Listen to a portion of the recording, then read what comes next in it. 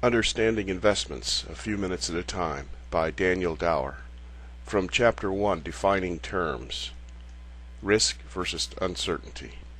The efficient market hypothesis, EMH, is invalid due to a structural error in its foundation.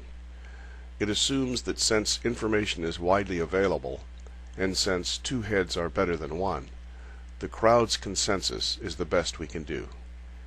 In cases where the crowd agrees, pricing treasury bills, there's little uncertainty. In cases where the crowd disagrees, pricing an initial public offering, there's great uncertainty. EMH claims that we can verify this by the volatility of prices in public markets. For certain investments, the price will not change very much day to day. It has low volatility, or standard deviation. For uncertain investments, the price will change significantly day to day. It has high volatility.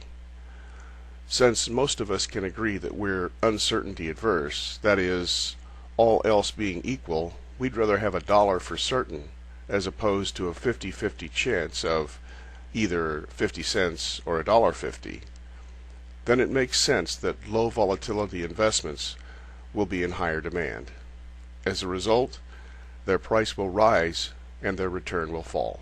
Similarly, those uncertain, high volatility investments will be in low demand, and their prices will fall and their return will rise. Presto! Now we have a direct relationship between volatility, uncertainty, and return on which we can build our models. All we have to do is buy the riskiest investments, high volatility, and look forward to high returns. Hopefully, right about now, you're thinking that doesn't make much sense. What went wrong? While we have accomplished so many great things in history, most come from competing ideas, not simplicity. The German philosopher Hegel described this process as thesis and antithesis. Over time, these competing ideas eventually get synthesized into one idea, a new thesis, which is then challenged with a new antithesis. Ideas and culture evolve. What if prices are more volatile because less people participate in the market, or for other reasons like taxes, varying time horizons, or information availability, or because groups of people are using investment approaches that value the same investments differently? The error comes from mixing up the terms uncertainty and risk. Most people are risk adverse and uncertainty adverse.